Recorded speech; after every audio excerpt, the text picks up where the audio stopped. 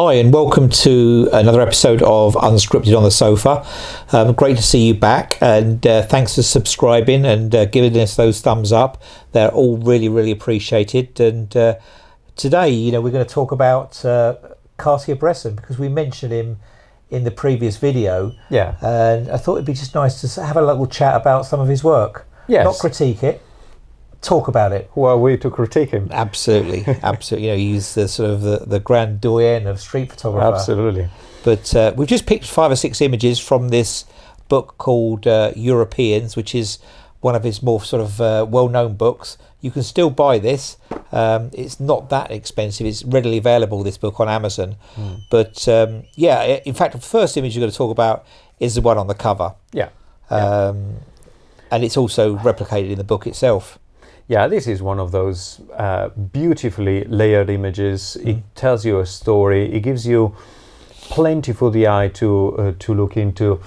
And you have a little story through the door, which is framing that little story. You have the other side is the dog that is giving that extra element, that is still interacting. That's a decisive moment. The dog looking at the person in the foreground. Absolutely. The person in the foreground that is interacting with his family, everybody smiling. This is a fantastic, decisive moment. It's a story told all in one image, the layers, the spacing, composition. It's just great image. So we've got 3 layers here. Yeah. And again, the thing I love about it is you can make up your own story about this image. I mean, I'd say, this guy has come round to see, his mum, or it's his nan, or his mum, and that's his wife, and the baby's being shown off, and what actually makes it is the dog, the random dog. It might be their dog or whatever, but in the corner. But beautifully, there's another one as well here, which is still looking on as well. But that dog is really you can identify every person. I know it's a back of the main subject, but you kind of who it is because of what else is going on around it. It's a beautiful image.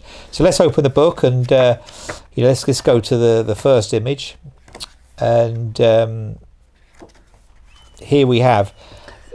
Yeah, this is kind of a famous spread, is it? These 2 images are just some of the most famous. Absolutely, I think they are. We want to talk about one in particular. I think this one here is such a well-known image, and I think you can still shoot this one because you can still go up those little stairs. I've seen somebody trying to replicate this image really? Exactly from the stairs, yeah. But this is definitely a fishing kind of image, meaning just choosing your background and waiting for the subject to come through. But Cartier-Bresson was famous for his fantastic eye for geometry and composition, and just picking those shapes, triangles, and just building a frame that was absolutely engaging. And this is the case. These handrails that guide your eye, and this kind of almost spiral image that guides you towards that empty space where the cyclist is coming through. It's just a fantastic frame. It's really so well built. You can see that there was a slightly slow shutter speed, probably given by the film speed that was very slow. Choice, Exactly. And those cameras probably did go up to 1/500th as a maximum speed, probably for the shutter. And so the cyclist is slightly blurry, but that also gives us the sense of movement. So I think it's wonderful image. It's something that we've spoken about a lot. In fact, the last video we did with 4 or 5 tips for people starting out is, number 1, choose your background. Yeah. And here it is. He's chosen a background and just waited there, and that right person has filled that spot perfectly and made the image. I would be curious to see the contact sheet for that one, how many he took. Yeah, I'm not sure if you can. I know Magnum have a book called Contact Sheets. I'm not sure if it's in there.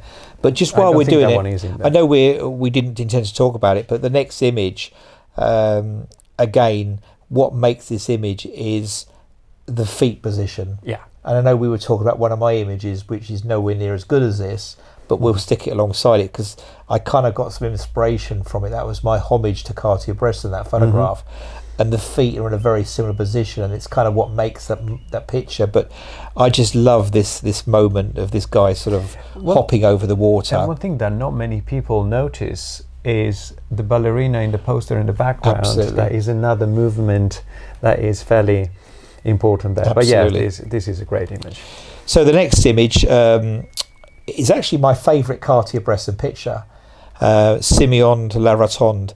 And I can remember buying this image from an art gallery in America probably over 25 years ago, maybe 30 years ago. And Cartier Bresson was still alive. Yes, he was indeed. Yes, he was, because it's been signed by him. Mm-hmm. And the reason I love it is because it's everything that I try and achieve in my photography. You know, there's multiple decisive moments going on there. There's layering, and there's foreground interest. So you've got these two kids in the foreground, just lying there chatting. You've got the two girls just sort of sitting on the background, and then you've got two dogs playing with each other, and another couple on the right hand side.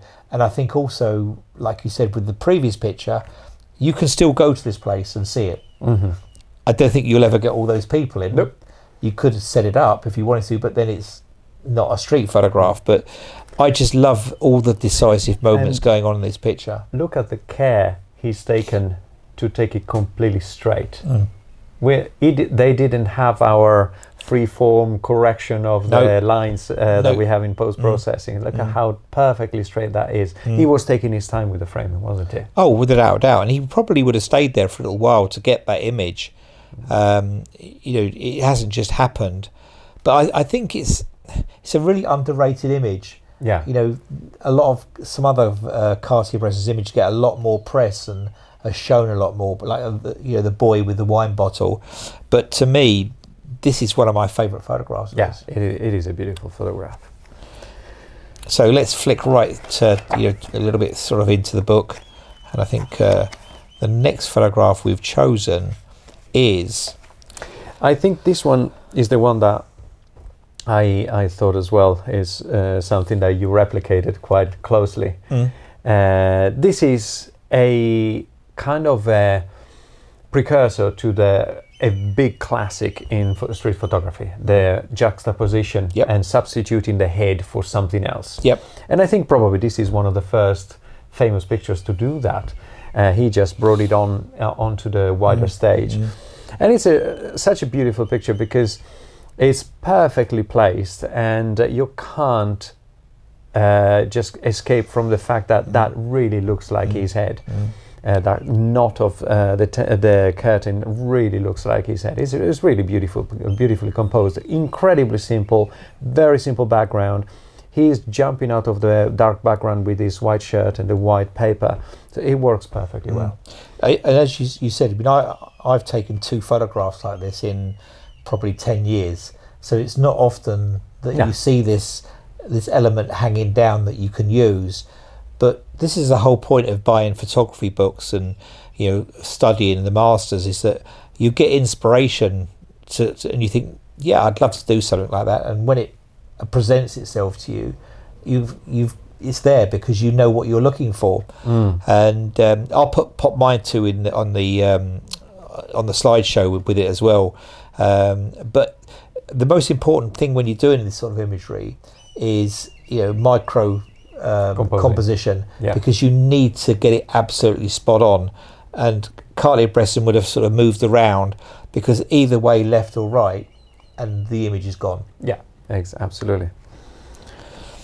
So moving on, here we are.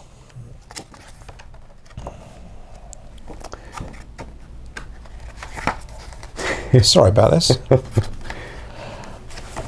And this is we've chosen because it's such a decisive moment. Yeah. This is probably, this one doesn't classify as a street photograph. This is a documentary shot from Cartier Bresson. He was documenting, I think it's a liberation of the deportation camp. Well, it's an informer, Gestapo informer. Yeah, exactly.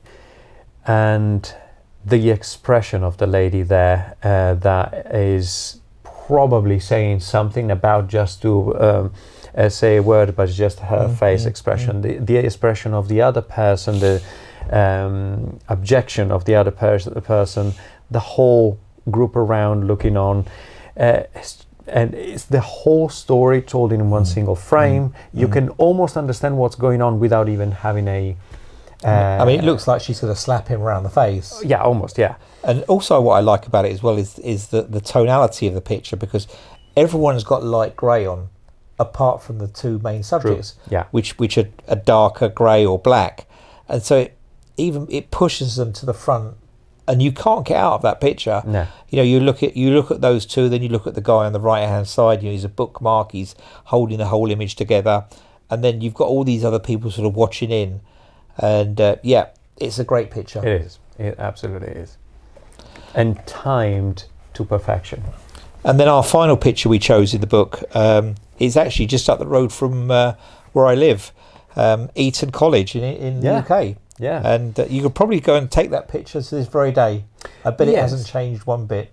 Oh, yeah. It's Eton. And we chose this one, again, because it's just perfectly framed, perfectly taken, and the timing. It's been very lucky on this one. We'll have to say it's been lucky, because it got the stride almost perfect on all four the subjects. And the couple of people here are so well superimposed that they almost look like a single person, so they don't confuse too much the frame. They form a nice triangle, all these people, and nice triangles with their stride, and all of them have the front foot off the floor apart from the one on the left. It's very nicely timed. The geometry of the frame is really nice, how we put them right on the lower part of the frame. I really like this shot. You know, that's what grabbed my eye straight away. It's the symmetry.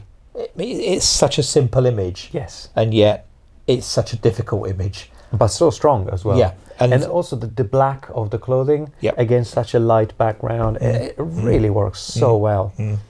We're going to be going there now, aren't we? And absolutely.